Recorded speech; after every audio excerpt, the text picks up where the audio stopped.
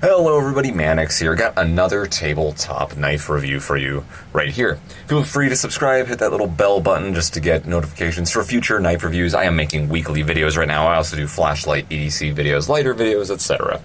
So let's get right into it. This is going to be on Cold Steel Talwar. Now this one I'm holding in particular happens to have the AUS 8A blade steel on it. It's a previous generation, made anywhere before the time they started making these with the S35VN. So if you look up this knife right now, you're looking to buy one right now, it's this exact same knife right here, same G10 handle scales, the same locking mechanism, same ergonomics, pocket clip, etc. All that stuff's exactly the same, what you're about to see right here, except the steel, and then the logo is going to look a little different on there as well. This is just before they switched to the S35VN, which is a much more superior blade steel. Very expensive steel. Great steel, too. This model I'm holding right here is the previous generation. But again, everything's exactly the same other than the blade steel, I promise you. So this is yet another one of Cold Steel's knives that is inspired from an old sword. I believe the Indian Talwar sword is this one right here. Really cool, big old broad blade. It sweeps up. It's a nice drop point. I'm going to call that right there. Very simple, extremely simple blade. Like this little fuller they put on the spine right there. What's that for? It's aesthetic. If you're talking about a sword, where you have a very long blade, it lightens it up a little bit, makes it a little bit more aerodynamic, more fluent. On a blade this size, doesn't matter that much, but it looks pretty sweet. Just to make it look more interesting, because again, it's actually probably one of their most simple blades. I mean, they've made some pretty simple blades in the past, but still, it's very simple drop point. A big old belly to work with there. Nice curvature, going to be relatively easy to sharpen. Okay for piercing, not great for piercing, but the advantage is that the tip is not going to snap as easily, let's say, as a clip point if you were trying to do something wild with the knife, let's just say. Extremely simple design on this one, yet it's so effective. You can see there's a barrage of different choils on here, probably more than any of the other Cold Steels. I like that. You take one look at this, you're not really sure where to put your hands. At least I am anyway. It just looks like there's a whole bunch of choils in different spots, but they all have a purpose, I promise you. Triad lock, you're probably used to. Look at that spine. Right there, all the milling's pretty sweet looking. Thumb plate, which is used a lot on the Cold Steel knives. You can wave it off of your pocket. Tip up carry only. You can use the other pocket clip it comes with to put on the other side right here, so it is an ambidextrous friendly knife. So is the locking mechanism, of course, because it's a spine lock, or lockback style knife, whatever. The thumb plate, of course, is also going to be lefty friendly. Backspacer right here, probably made of Grivex. And you can see from the difference in the way the texturing looks, it's probably Grivex, or maybe even aluminum, but definitely G10 handle scales right there, very aggressive. If you're used to the other Cold Steels, like the Recon 1, the Lawman, the AK-47, if you've had the holdout before, it's pretty much that exact same texture, so it's very aggressive, very grippy. I like that. Love G10. Just don't like how it wears off over time. As you do this, as you're telling me, you just grab it a little bit and play around with it. It starts to soften, which FRN does not do as readily. But yeah, very cool knife. Let's get the specs out of the way. Specs pulled off the website. Weight is 8.6 ounces. I'll talk about that in a minute. Handle length is 7.375 inches. The blade length, 5.5 inches. So we have a 5.5 inch blade right here. Overall length coming in at 12.875 inches. So it's just under 13 inches. It's just over a foot long. Retails at $289.99.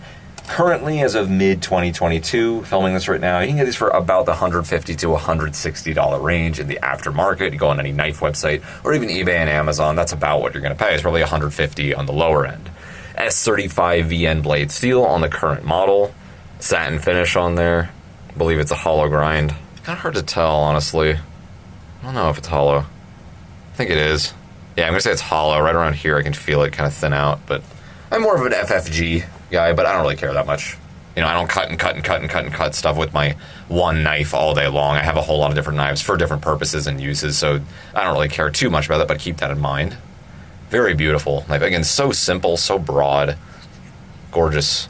Now, back in the day when these came out, again, when we had the AUS 8A blade steel, they also had the large Talwar. This was the XL Talwar, and I believe they had the large Talwar. And the large one had the 4-inch blade. Like, Cold Steel used to do that. They would have the large, the XL, sometimes they'd have a medium or a small, whatever they wanted to call it. Same thing with the Espada. The Cold Steel Espada, they used to have a smaller version, but they stopped making it for whatever reason. And currently they just call this the Talwar. I don't think it's called the Talwar Large or the Talwar XL. It's just the Talwar, because this is currently the only model they sell. Now, the reason I was hesitant on getting this one for the longest time when these came out, I've been a huge Cold Steel fan for a long time, maybe like 8 or 9 years or so. Probably my favorite knife company if I had to pick one. But I was hesitant on getting the Talwar in particular because, especially at the time, it looked similar to a lot of their other knives to me. It didn't really stand out. I liked it, don't get me wrong, it was cool, but they have other knives that kind of look like this. They have this like standard S shape as far as the handle and the blade is concerned. You know, drop point or maybe a clip point. The biggest knife that it reminded me of was the Espada Large, this guy right here. Now, they're quite different in some respects. The big thing is going to be the finish on the blade steel itself. The handle shapes are a little different, as you can see, but they carry similarly. The weight's about the same. They feel about the same. The blade performance, as far as the shape goes, actually is going to be about the same, believe it or not. I know they look quite different, but if you're looking at the actual cutting edge, the belly is almost spot on. It's very close. And even the tips of them are almost spot on as well, almost exactly the same. We just have a clip point right here. Instead, we have a drop point right here, and it's a little bit more broad. But the thing is, this one thickens up at a certain point and then thins out at different points, and it kind of just makes an evenly shaped and sized blade as far as its overall weight and size goes. Even though they look quite different, their weight is just distributed in different areas. So their performance is going to be very close, even if they look quite different. And again, handles, they're going to feel quite similar in the hand, even though they look a little different. This one's got some more extreme guards and choils right here. This one's got more choils, but they are less extreme. We have a squared off end right here, more pointy end right there. As far as they carry, it's going to be almost exactly the same. We have the exact same pocket clip, although they're in a slightly different position. Again, they're going to carry very similarly. The texture on the G10 is different. This one's more smooth on the Espada. The Talwar is more aggressive. Espada is also heavier. We have some thin steel liners in there, which adds some weight to it, but I don't know what it is. The Espada is actually considerably heavier, even though the steel liners, it's not fully steel lined or anything. It's just this section right here. So I don't know why it's so much heavier, but it just feels more dense. Could be the type of G10 they're using. I have no clue. Maybe the blade is thicker. But there's a couple things that just make the Espada feel heavier to me, and the Talwar is considerably lighter. The lockback, the triad lock anyway, ends in the middle of the Talwar, and it ends higher up the spine of the Espada, as you can see right there. Now, what does that mean? It's basically just a preference thing, but I do know for a fact that shorter lockbacks closer to the blade, believe it or not, are actually stronger than the longer ones. It's just kind of basic physics. They can take up more pressure because it's shorter. If something's longer, the pressure is exerted over a longer surface area. Long story short, they don't hold up as well as the shorter ones, but it's a mild difference because we're not talking lockbacks here, we're talking triad locks, which have the stop pins, as you can see up there. But you can see it's a good, like, 2 inches below the Espada. They're quite different looking from the spine, like they have quite different designs, but overall, they're going to feel and perform pretty similarly as far as their shape and overall design goes and how they carry. But these days, it was smart of Cold Steel to swap this one to the S35VN and upgrade the Espada to the AUS-10A. Because these both used to have, back in the day, the exact same blade steel. They both used to have AUS-8A, just like all their knives across the board did. AUS-8A, AUS-8A, AUS-8A. I personally don't have a problem with the steel. I like it. It's good for the money, keeps costs down. You throw on anything better, you will increase the price, which they did. These used to be less than about $100 or so, but since they upgraded to the S35VN, now we're looking at $150, $160. Better blade steel, but you're going to pay more for it if that's what you want. They upgraded the Espada from the AUS-8A to something slightly better, the AUS-10A. It's the same thing, but it has a little bit more carbon content. Overall, I'm going to say that's an upgrade. So the price increased a little bit on these guys. I think around $120 you can get these large Espadas for. Somewhere around there, maybe $110, $130, give or take. So you are going to pay a little bit more for this Talwar right here, but you have a better blade steel. The point I'm making is that it was smart of them, I think, to go with a better or at least a different blade steel on this knife because it's so similar in overall shape. So instead of just having, 10 different knives that have slightly different handle shapes and slightly different blade shapes, even though they're all kind of clip/drop points, they all have the same blade steel. It's kind of, they're not doing enough different stuff at that point, and maybe Cold Steel was kind of catching on to that, so instead they decided to not change the design so much because they were popular, but rather change the blade steels. And that's smart, I think. So if you like the Espada, but you really want that S35VN on the blade for whatever reason, you can go with the Talwar. Similar enough, it's different looking overall, but the function and performance is going to be almost spot on. Big advantage to the Talwar, again, is going to be its lighter weight and the more aggressive G10 pattern, which I like. But other than that, they're almost the same. The ergonomics should be a little bit different, but again, they're going to function similarly. Which brings me to another topic of, do you need S35VN on such a big knife? You don't really need a great blade steel on any knife if you want to go in that route, but for big knives, I think of defense. I think of knives that you're going to defend your life with, and if you are going to defend your life with something or get in a tactical situation like that, usually you get it sharp, you keep it sharp until that day comes and you have to use it. Then that's when that comes into play. S35VN, or a blade steel that costs more money, that lasts a lot longer, that retains an edge for a longer amount of time, you're only going to notice a performance decrease with blade steels when you use them over and over and over again, day in and day out. The point I'm trying to make is that a blade that you use in a tactical or emergency situation, you're probably just going to swipe with it once or saw through something quickly once. You're going to use it once very briefly and that's it. And that's the end. You'll probably never need it for a tactical situation like that again, because it's very rare that we'll get into that situation once in our whole life to begin with. So the reason I don't really care for really high quality blade steels on defense knives or tactical knives, whatever you want to call them, is because you're going to keep them sharp for that one situation. Unless, let's say, we're in a war zone and we don't have guns for some reason, I guess it'll come into play there, and you're never going to have time to resharpen your knife. It's a steel snob thing. People just like it because it's cool. They like the effectiveness it has. They like the performance potential it has. They like the potential the blade steel can have, the possibilities it has, even if they're not going to use it all the time, especially a knife this big. Are you going to cut that much stuff with such a big knife? I know it sounds contradictory, but EDC knives, usually you're going to want something smaller because you're going to cut more stuff with it, zip ties, opening packages, doing dinky things like that, etc.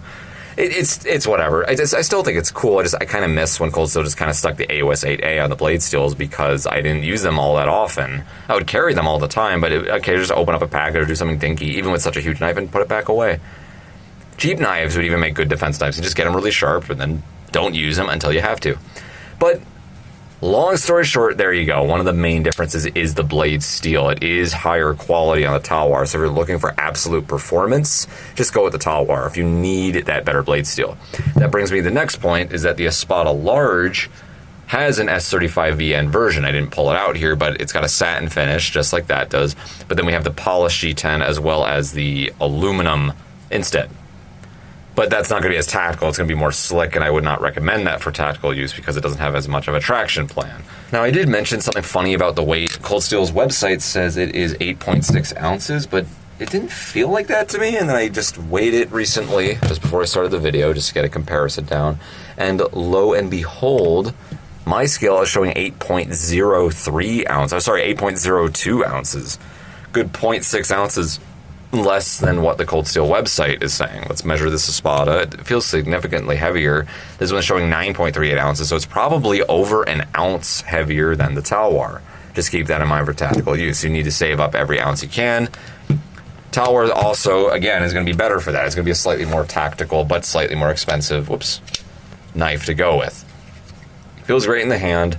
Again, you look at the handle from far away, you're kind of like, what is going on here? Look at all these choils. It looks like a mess.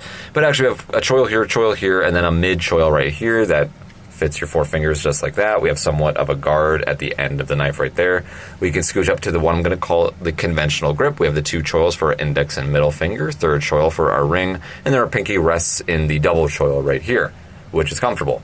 We have a curvature that matches up naturally with the tip of your thumb. That is fantastic, or the fat of your thumb, I should say. Very comfortable. I like the milling right here. It actually does give you a little bit of something for your thumb to grip onto. It's not really sharp or anything. It doesn't really lock in, but it's just a little something, I like how it actually matches up with the lock bar instead of what Cold Steel usually does, which is make some cutouts along the handle and then not cut the lock bar. I don't know why they don't do that sometimes, but maybe it just adds to cost. They did it with this one, so I like that. I like that spine right there. It's very comfortable. It looks really cool too. So again, that's our conventional grip. This is going to be like our battle grip, let's just say, maximum reach. Really, really a lot of reach here. This is going to outreach most fixed blades. And then we have a mid-tier grip where you can grab these 2 choils right here and then use the middle double choil, I'm going to say right there. If you wanted to do that for whatever reason, you can scooch up all the way up here too, because we have the ricasso of the blade right here, which is not sharpened. And then, I don't know why Cold Steel did this one either, but the cutting edge kind of meshes into flattened steel rather than being a sharp cutting edge where that choil is for the blade. I don't know why that choil is there in the first place, because you'd think after the choil that's where the cutting edge would begin, but it doesn't. There's a choil and then it turns into unsharpened steel, which gradually turns into a cutting edge. As you can see right there, it's like a triangle shape. That seems cheap to me. I don't know why they did that. That's kind of bizarre, but same deal on this holdout right here. Why'd you do that, Cold Steel? Same exact problem. I don't understand it. Now on the Espada, they got it right. Choil, and then boom, there's the cutting edge. Immediately begins right after the choil. So I don't know why the Talwar did not do that, but interesting little side note right there. Maybe they fixed it on the newer model, but I doubt it. Looks cool. Really badass looking.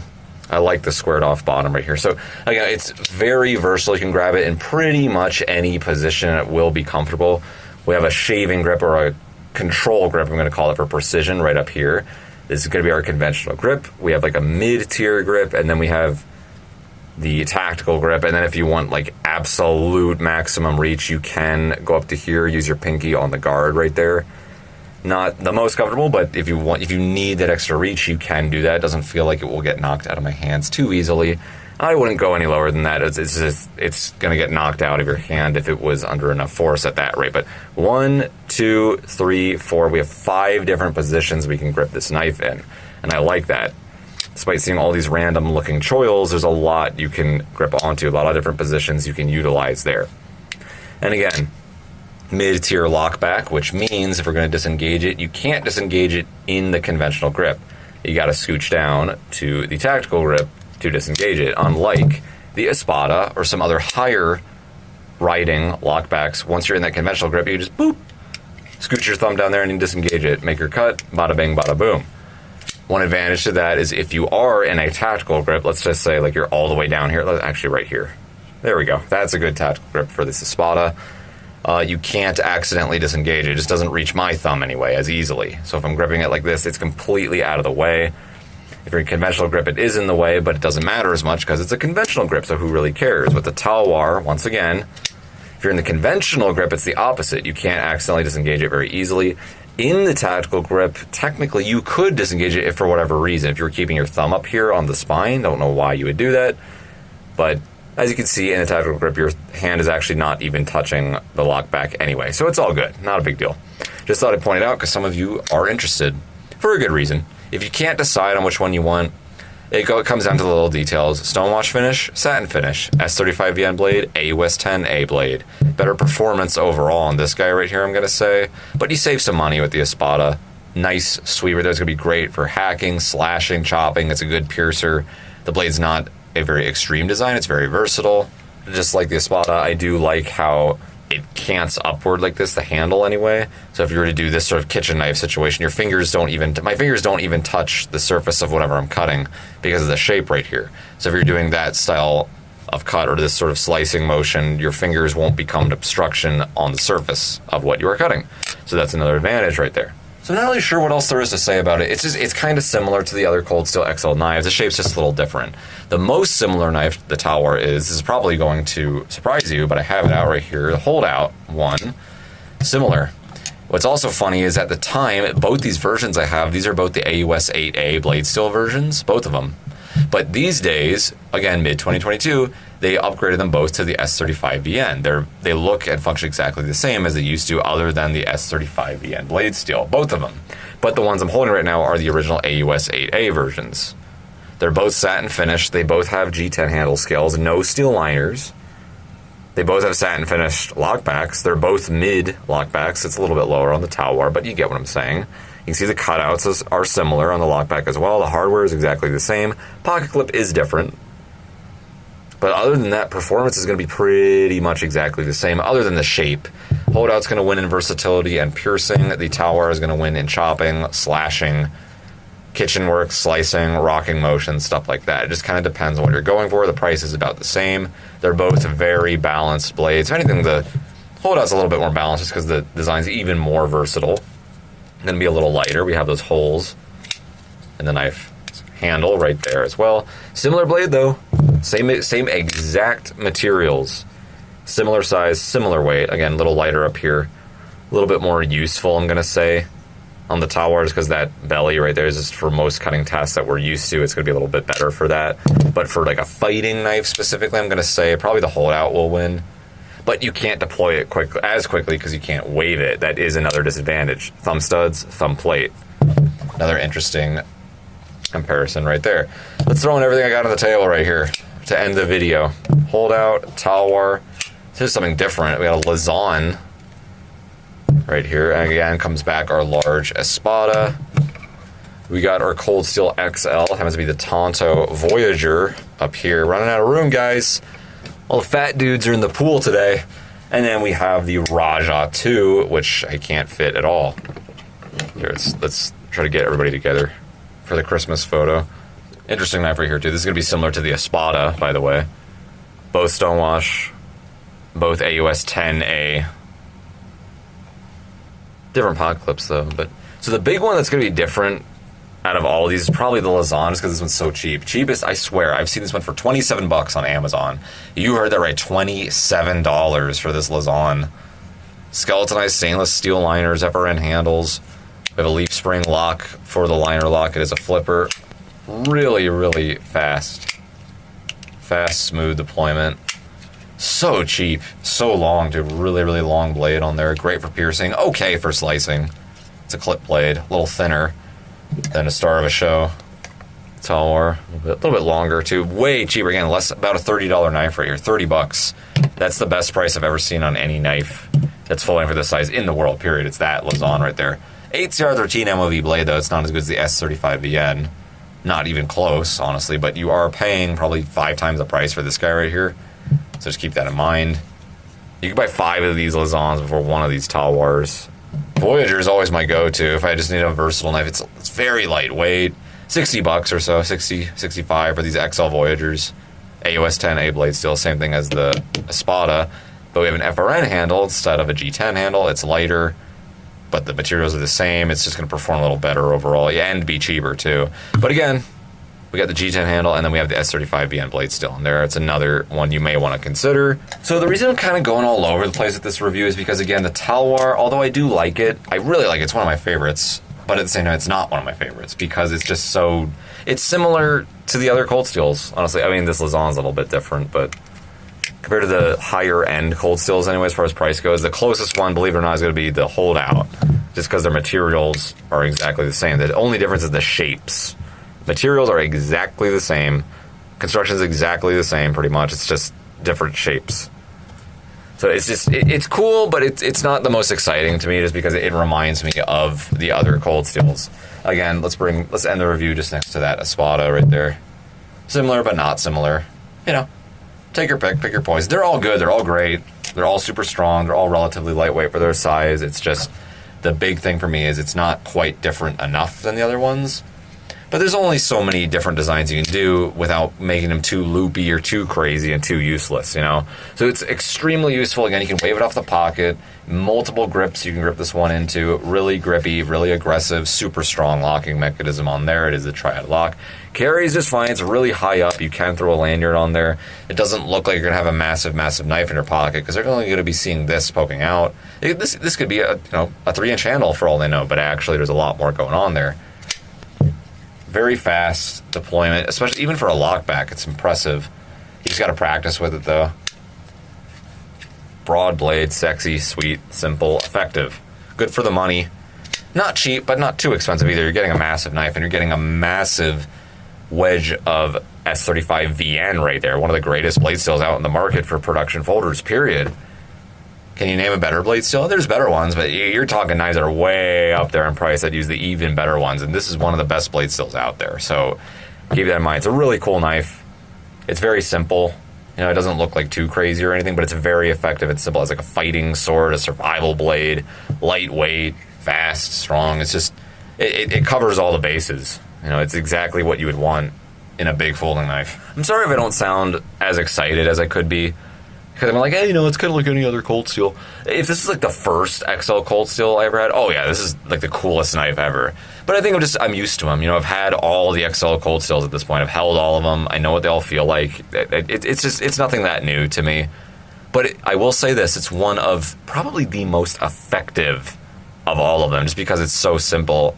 You just want a knife that's going to be effective and huge and have that S35VN blade steel and be lightweight. This is the one right here. It beats all of the XLs. For now, until we see what Cold Steel comes out with next. I'm very excited. Please, Cold Steel, please, if you're watching, if you're a rep, if you're from Cold Steel or you know anyone who works at Cold Steel and they take your advice sometimes, please don't stop with these XLs. Come out with new stuff. Come out with some new shapes, some new designs. They're really popular. I know that. All right, well, maybe I shouldn't say that. I shouldn't say they're the most popular because I haven't actually looked at the numbers. I don't have the sales figures or anything in front of me. I don't know. But I damn well know that I love them. I love these huge ones. Any big old knife, XL size 5-inch or 6-inch blade, I'm buying it. I'm checking it out. So thank you so much for watching, everyone. Mannix out.